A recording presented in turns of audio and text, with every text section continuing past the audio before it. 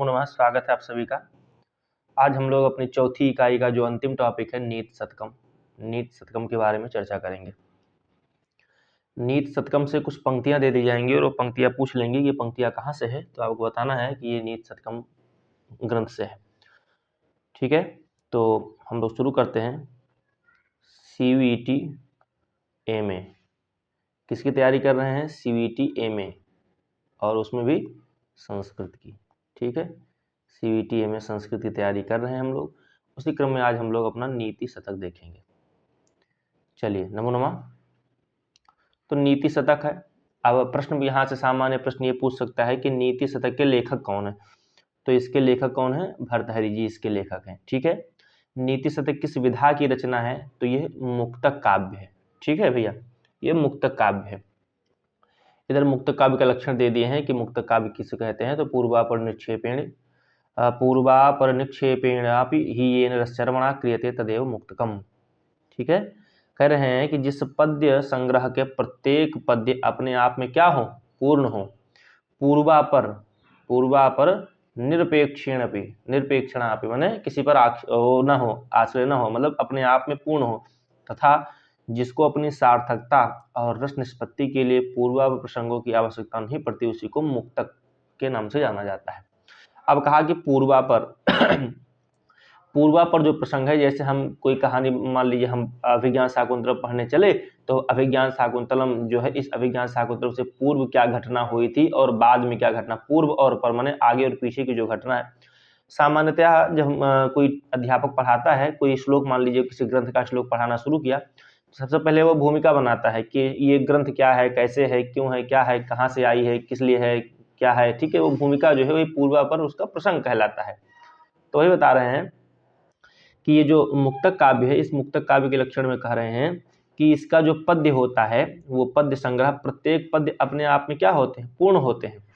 और जिसको अपनी सार्थकता माने कि वो सार्थक है, और रस निष्पत्ति माने उसकी सार्थकता और रस निष्पत्ति के लिए पूर्वापर माने पूर्व और अपर, पहले और बाद के प्रसंगों की क्या करते? आवश्यकता नहीं पड़ती, उसी को हम क्या कहते हैं? मुक्तक काव्य कहते हैं। ठीक है, ये आपसे नहीं पूछा जाएगा, तो हमने आपको बस वैसे बताने के लिए लिख दिया। बस लेखक कौन है इसके? भर्तृहरि जी हैं। किस प्रकार की विधा है? तो मुक्तक काव्य। ठीक है, किस प्रकार की काव्य है? मुक्तक काव्य। इसमें कुल श्लोक के बारे में दिया आता है नाम, तो 111 संपूर्ण इसके श्लोक है। कुल कितनी पद्धतियों की चर्चा है इसमें? हाँ, यहाँ से प्रश्न आपका पूछता है कि अभिज्ञान क्षम्यता, अभिज्ञान शाकुंतलम बोल रहे हैं, जो नीति शतक है, नीति शतक में कितनी पद्धतियों में, जो नीति शतक है इसको कई पद्धतियों में लिखा गया है। इसके जो श्लोक हैं, कुछ श्लोक विद्वानों से संबंधित मिलेंगे, कुछ इसके श्लोक मूर्खों से संबंधित मिलेंगे, कुछ इसके श्लोक जो हैं वो अच्छे विद्वानों के संबंधित मिलेंगे, कुछ लोग दुष्ट या मूर्ख, ठीक है, कुछ कर्म करने से मिलेगा। इस प्रकार के कुछ श्लोक मिलते हैं। तो जो श्लोक जिनसे संबंधित है उन्हीं को उस पद्धति में कह दिया। जैसे मूर्ख की चर्चा कर रहे हैं किसी श्लोक में, तो वो श्लोक जो हो गया वो मूर्ख पद्धति का श्लोक हो गया। उसके बाद विद्वानों की चर्चा आती है तो उसमें विद्वत पद्धति हो जाती है। इस प्रकार से ये जो पद्धतियां हैं, तो कुल पद्धतियां इसमें 11 हैं। ठीक है, पहला जो मंगलाचरण है, उस मंगलाचरण को लेकर के 11 पद्धतियां हैं, नहीं तो 10 ही हो जाएंगी। आपसे एग्जाम में पूछेगा कि भर्तृहरि के नीति शतक में कुल कितनी पद्धतियां हैं, तो आप टिक मारेंगे 11 पद्धति। ठीक है, और यदि उसमें ऑप्शन में 11 नहीं 10 होगा तो 10 पे मारेंगे। चलिए, तो उसमें कौन कौन सी पद्धतियां हैं? हो सकता है एग्जाम में आपसे पूछ ले कि इनमें से कौन सी पद्धति नहीं है। तो अज्ञ पद्धति सबसे पहली पद्धति है, अज्ञ, जिसको मूर्ख पद्धति कहते हैं। दूसरी है आपकी विद्वत पद्धति, तीसरी है मानसौर्य पद्धति, चौथी है अर्थ पद्धति, पांचवी है दुर्जन पद्धति, और छठवीं है सुजन पद्धति। आपकी जो सातवीं पद्धति है वो है परोपकार पद्धति, आठवीं धैर्य पद्धति, नौवीं दैव पद्धति, और 10वीं कर्म पद्धति। ठीक है, इस प्रकार कुल मिलाकर ये आपके जो टोटल यहाँ पे तो 10 ही है, और जो एक मंगलाचरण है, मंगलाचरण सहित कितनी पद्धतियां हैं? तो टोटल 11 पद्धतियां। ठीक है, आइए हम यहाँ पर अब ये श्लोक देखेंगे। क्या देखेंगे? मंगलाचरण है इसका। ठीक है, मंगलाचरण के बारे में चर्चा करते हैं। मान लीजिए ये श्लोक आपको दे देगा, कहेगा कि भैया बताइए कहाँ का है, तो ये भर्तृहरि के नीति शतक का मंगलाचरण है। कह रहे हैं स्वानुभूत एकमानाय नमः शांताय तेजसे। उस पर ब्रह्म को क्या है? शांत स्वरूप, तेज स्वरूप, उस ब्रह्म को क्या करते हैं? तो कह रहे हैं नमः है।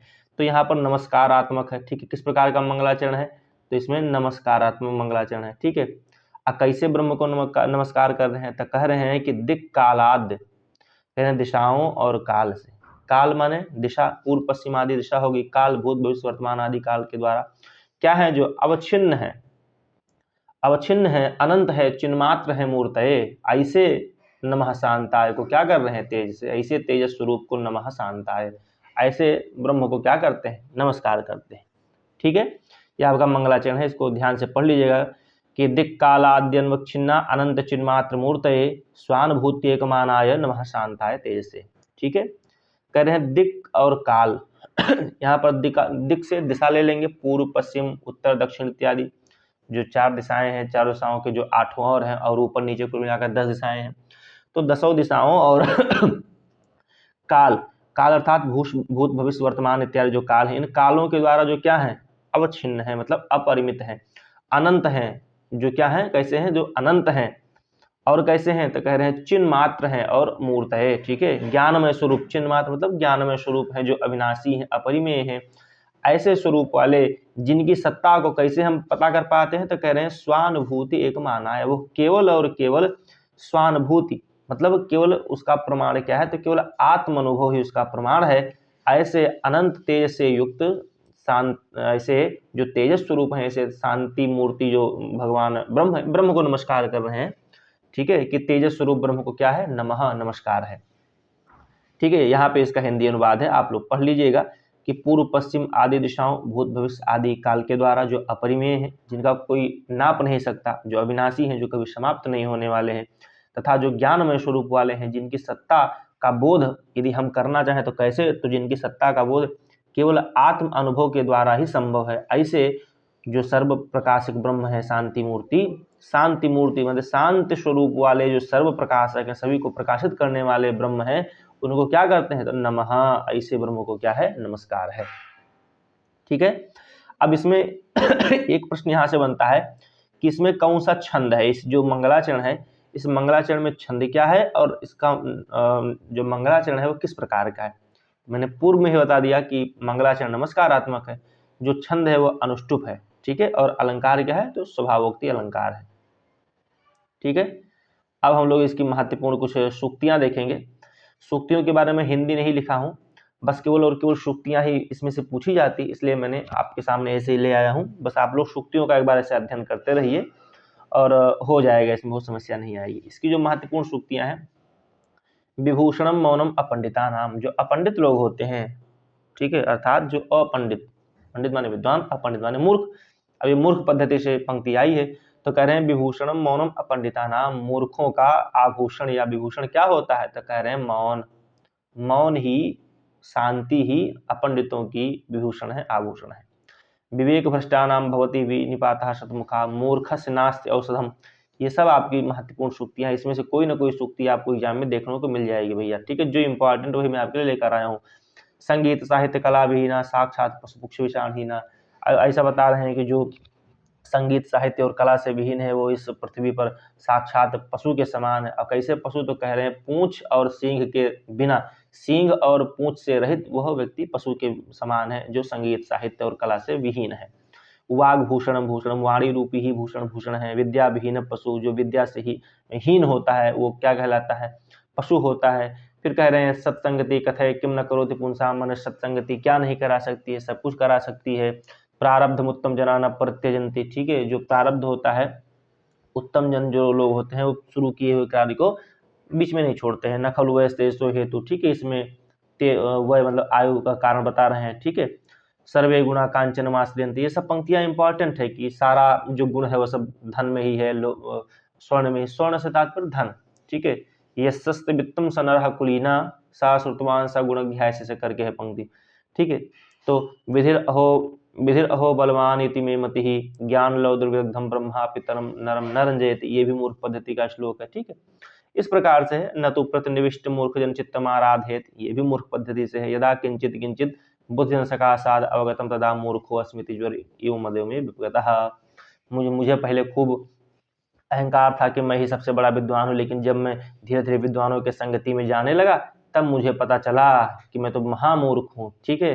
तब तदा मूर्खो अस्मिति, मैं तो महामूर्ख हूँ, ज्वर इव मदो में व्यपगतः, जो मेरे अंदर वो था, अभिमान था कि मैं विद्वान हूँ, जब मैं विद्वानों के संसर्ग में जाने लगा, साथ में जाने लगा, तब मुझे मुझे पता चला कि अरे मैं तो मूर्ख हूँ।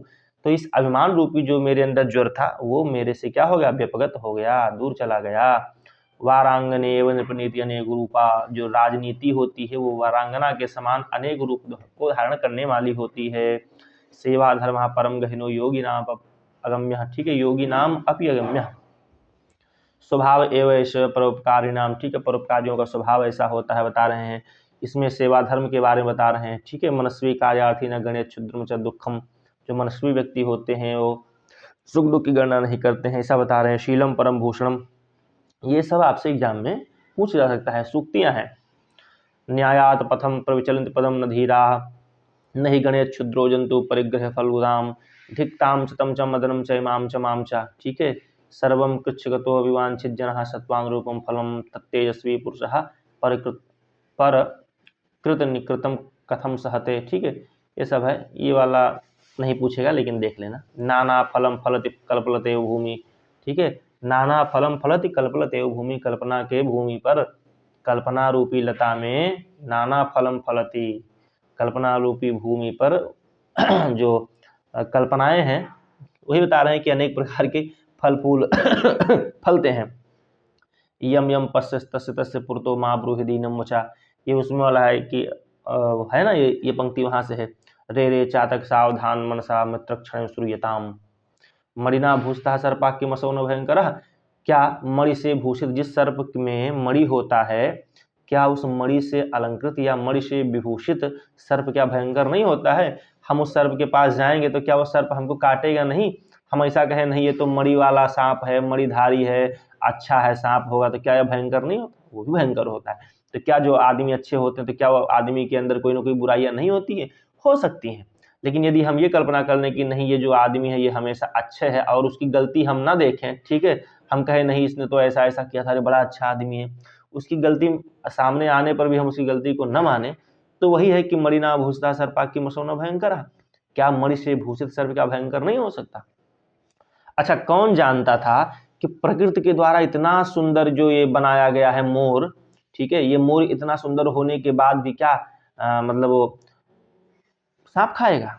कौन जानता था कि इतना सुंदर प्रकृति के द्वारा जो बनाया गया है मोर, इतना सुंदर होने के बावजूद भी सांप खाता है, ठीक है। इसी प्रकार से है कि मणिना भूषता सर्पा कि मसौ न भयंकर, ठीक है। तो यहीं पर हम लोग का आज जो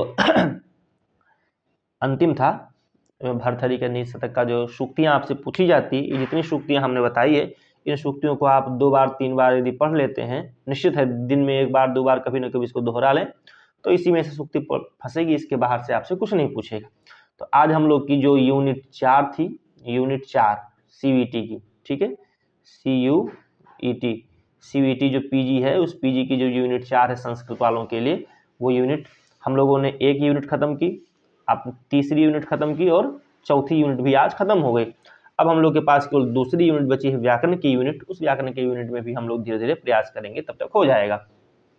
अच्छा लगा होगा तो लाइक कमेंट सब्सक्राइब जरूर कीजिएगा, अपने इष्ट मित्रों को भी भेजिए कि मार्च में परीक्षा है संस्कृत की और तैयारी करते रहें। पैसे देने की कोई आवश्यकता नहीं है, आप लोग निःशुल्क यहाँ पर तैयारी कराई जा रही है, इस चैनल से जुड़ करके आप लोग तैयारी करते रहें। नमो नमः।